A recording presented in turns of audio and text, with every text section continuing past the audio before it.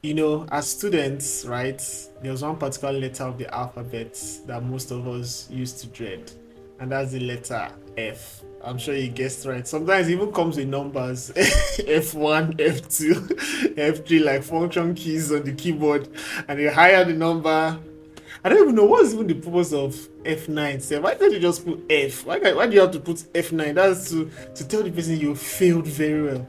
But anyway, that's by the way. But yeah, we all don't like failure. That's what I'm trying to say. Everybody wants to succeed. Nobody likes to fail. And failure, I've come to learn, is a part of life. Yes, no matter how you kabash, no matter how you speak in tongues, you fast and pray, there are certain things you just fail at in life. I feel like that's a way of learning certain valuable lessons. I feel like there are some lessons you may not learn unless you fail at certain things, right? Um, Even for us as Christians, I think there's nobody in the Bible that didn't fail at something except Jesus Christ himself. And maybe Enoch in the Bible, because the Bible says Enoch walked with God. But even at that, they didn't really give us details, about his life. So maybe he did fail at something. But the point I'm trying to make is failure is a part of life, right? Failure is a part of life. Failure in itself is bad enough, but there are certain parts of failure that people don't really pay attention to. So failure sometimes is like a meal. When somebody eats a meal, sometimes there are leftovers, right? That you have to now throw away or give to the dogs, or you know trash when you're doing the dishes. And that's how failure is sometimes. Failure leaves certain things behind, and that's one of the dangers of failure. It's not just in the fact that sometimes you fail at certain things, it's in the things that failure leaves behind. And if you don't address those things, right, they can become a source of problem in the future, or they can affect you negatively in the future. So let's take a look at a couple of things that failure usually leaves behind. One of the things that failure leaves behind is fear, right? Fear. You feel like because you failed, you don't want to try again. You feel like you are not good enough. You are afraid of even putting your hands to do any other thing. Sometimes it doesn't just affect the thing you did at that time. Sometimes it affects, any other thing you want to do in the future. So you did a business and it failed, and then you feel like you are not cut out for entrepreneurship. You feel like anything you do would fail because of that fear. You understand. You didn't pass an exam. Maybe you even wrote it twice and you failed twice, and you feel like you are an olodo. So olodo means that is like an insult, like in Nigeria, kind of like an offensive word in a sense. Somebody that is not intelligent, somebody that like a dummy. Yeah, that's the best synonym I can use for olodo. So you feel like you are an olodo, you're a dummy, like you're not intelligent and stuff like that. That's one thing that failure does. And sometimes it's not necessarily instant. Sometimes it is when you fail repetitively, right? Sometimes it's also instant. Maybe there's a people counted on you a lot, to deliver on certain things, and then you failed at it. And then that fear of trying again, comes up. And that is one of the deadliest leftovers that failure leaves, or that failure comes with most times. That's fear. And fear is crippling. Fear prevents you from expressing your uniqueness. It prevents you from achieving your goals. It prevents you from even dreaming big. There's some people that can't even dream big because they are scared. It has affected their mind so much that even just to dream, not even to do it, just to imagine yourself doing it, you can't, because fear has crippled you so much. And it's important for us to deal with that, and we're going to talk about how to deal with these things in a short while. So the second thing that failure leaves over is guilt, right? You keep blaming yourself, that if only you had read harder, if only you had prayed harder, if only you had fasted harder, if only you had studied harder, if only you had worked harder, all the harder. If only you had done everything harder. You beat yourself up so much, And sometimes it's maybe you should have worked harder. Maybe sometimes it's not necessarily because you didn't work hard enough, but sometimes this guilt just builds up. You just feel like it's all your fault, and you live in a constant cycle of blaming yourself, and it now traps you in the past. It makes you now start living in the past. And just like fear, it cripples your ability to move forward. It cripples your ability to advance. You start feeling guilty, and then you're not able to forgive yourself. You're now holding a grudge against yourself. You're now looking down on yourself. You are now seeing yourself as less of a person because you believe you messed up big time. And hey, maybe you actually did mess up big time, but you know what you have to do? You have to move on, because even the most successful people in life mess up.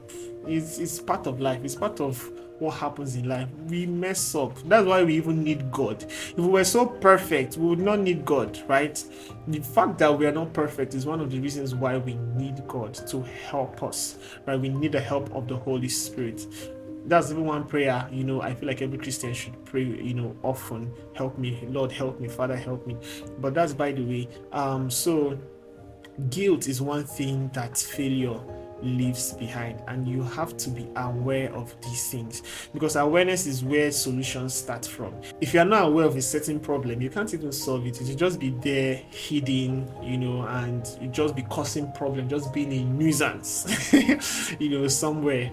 You get. So awareness is the first step to dealing with these things. So you have to sit down, and be aware that, okay, you're dealing with fear and you're dealing with guilt, and sometimes, in most cases rather, it's actually a result of failure, either one-time failures or consistent failures over time. So what are the steps to removing these leftovers, to dealing with this leftover? Number one, I'll say stop blaming yourself. Guy, forgive yourself. My sister, forgive yourself. I know if you had worked harder, I know if only you did this right, if only you did that right, okay, maybe you were robbed, if only you didn't go out that day. I mean, all sorts of things. That's a trick of the enemy. That's a trick of the devil to keep you where you are. Shine your eyes, open your eyes, and see it for what it truly is. Shine your eyes, as we say in Nigeria. Shine your eyes very well, because if you've not come to that awareness of that, of the fact that this is a trick of the enemy, you will not solve the problem. So stop blaming yourself. Forgive yourself. Forgive yourself. Most times we forgive people, but we hold grudges against our own self. You treat yourself like trash. You just look at yourself in the mirror and you can't stand to even see your own reflection because of something you did in the past, a mistake you made in the past. You are not kind to yourself. So that's the first step. Stop blaming yourself. Forgive yourself. I'm not saying you should not accept responsibility, but move on. Accept responsibility. Yes, it happened. I did that. It was a mistake. If I had known better, I would have done better. Now I'm going to learn from it, and I'll do my best with the help of the Holy Spirit to make sure it doesn't happen again. And move on with life, right? It doesn't mean don't accept responsibility for it. It just means forgive yourself and stop blaming yourself for it. Number two, reflect and re-educate yourself. So it's important to reflect because you don't want to make the same mistake twice, right? You don't want to make the same mistake twice, or not necessarily twice, but you don't want to keep repeating the same mistakes. So you have to reflect and find out, okay, what could I have done better? What was I supposed to do that I didn't do? Where did I get it wrong? In that sense, what contributed to me failing, or what led to this failure? What are the things, the actions, the steps I could have avoided? What are the things I could have done better? What are the structures I could have set? What are the people that were around my life that helped me fail? Because sometimes you need bad friends to help you fail. You understand? Sometimes you can't successfully fail by yourself. You need people who actually want you to fail to help you fail. So analyze everything, reflect, and re-educate yourself. So re-educate yourself in the sense that learn, what you're supposed to learn. If it's a professional exam, okay, maybe you're failing a particular course or a particular part of it. Okay, re-educate yourself. Why are you failing that particular course? You may need to take extra lessons there. You may need to go for extra tutorials. You may need to study that part harder. Re-educate yourself. Re-educate yourself, because you can't just wing your way, from bouncing back from failures. In fact, generally, one thing I've come to learn and realize in life, that you can wing your way through childhood, but you can't wing your way through adulthood. You have to make intentional decision. You have to make intentional choices. You have to think about every decision that you make, because our lives, right, is basically the total or the sum of the decisions we've made over time. There are certain decisions, there are certain things you can't control, right? But most times, the things you can control, determine the amount of effect that the things we can't control will have on us, right? So you have to re-educate yourself and reflect. Don't waste failure. Don't waste failure. Don't just fail and say I failed. Learn from your failures. Learn from your failures. And that's kind of how technology keeps improving. You see, somebody releases a particular product, a technological product, and people complain that, okay, whenever I do this happens and all the stuff. The next version of that product, you'd see that they have fixed that thing, or they've addressed that particular issue. That's how we're supposed to move in life too. When you fail in certain areas, don't just move on like that. Reflect and re-educate yourself, and be intentional about it. Don't just leave it to chance. And point number 2 is, you can't successfully fail.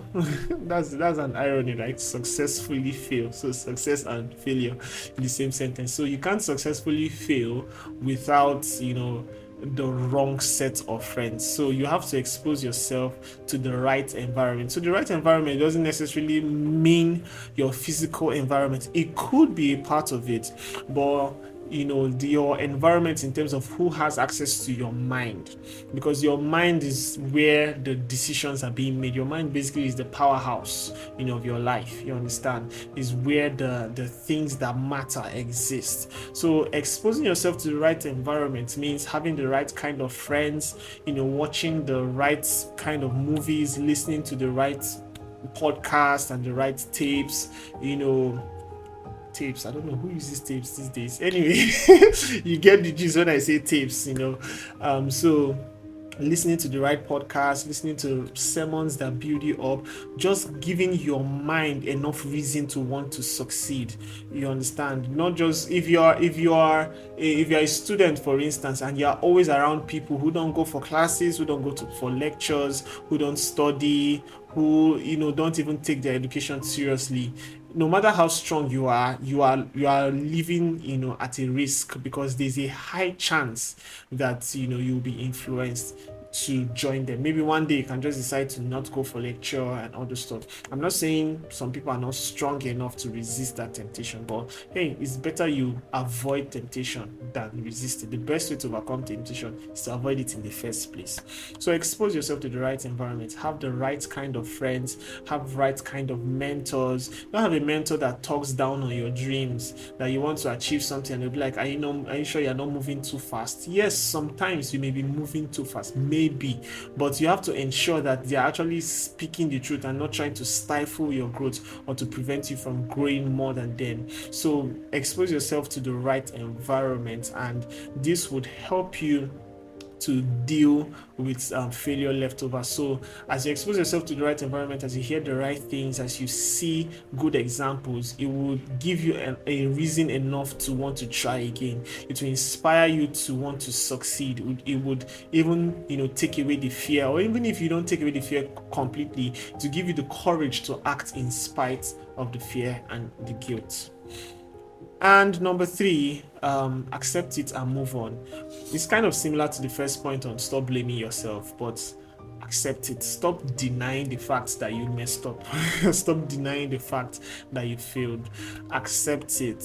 Yes, I messed up. Yes, I could have graduated with a first class, but I did not, and it's because I did not study hard. Yes, I could have taken advantage of this business, but I did not. So just accept it and move on. Don't stop trying to live in the past. Stop trying to live in the sense that, oh, I wish I did this. I wish I did this doesn't make any difference. It's what you're doing now that makes the difference, and what you're going to do in the future that makes the difference. So accept it, move on. Then lastly, number 4, audit yourself. Like, have an internal audit from time to time. Have an internal audit from time to time. Whenever maybe you set a goal and you notice that, okay, you're finding it hard to walk towards this goal, you're finding it hard to walk towards that dream, you're finding it hard to do something, have that introspection within yourself and think and say, okay, what is the why am I so laid back concerning this thing? Is it a lack of interest, or is it a matter of fear and guilt? Is it a matter of failure, leftovers? You understand? Because when you have that honest conversation with yourself, then you are able to deal with it. Like we mentioned, you can't solve something you're not aware of. You can't solve a problem that you're not aware is a problem in the first place. And then lastly, it's important to throw away the leftovers when it's still in its seed form. So whenever you experience a failure or even anything that leads to that fear or that guilt building, don't allow it to build. Don't allow it to become a stronghold, because the longer it stays and the longer it builds, the harder it is to tear down. So it's important to be on the lookout. So basically be watchful, right? You don't want to allow those leftovers stay behind. It's just like leftovers in real life. When you leave food for a long time, before maggots start forming there, and before it gets worse, and they can spread into the whole kitchen and cause more damage than just that single leftover. But it all starts from there. So basically you want to deal with these things without allowing them to grow. So you have to be watchful, you have to be discerning, and you have to be honest with yourself, right? So that's the last point, guys. You have to make sure you cut it short when it's still in its seed form, and don't feed it, don't allow it to grow, don't allow it to become a stronghold where you now have to fight so hard to deal with it. So I hope with these points you've been able to be aware and deal with failure leftovers. So don't just focus on the failure, to be careful to observe that the ripple effects, the leftovers of these failures, don't go unnoticed and hinder you from achieving your goals and making progress in your life. So guys, that's it from me for today's episode. I hope you enjoyed this and I hope you were blessed by it. Do well to like, share, subscribe and comment, and also say a prayer for me too whenever you can, because we all need prayers, right? So guys, till I come your way next time, I've been your humble host, Blessed Patrick. Cheers, and see you guys on the next one.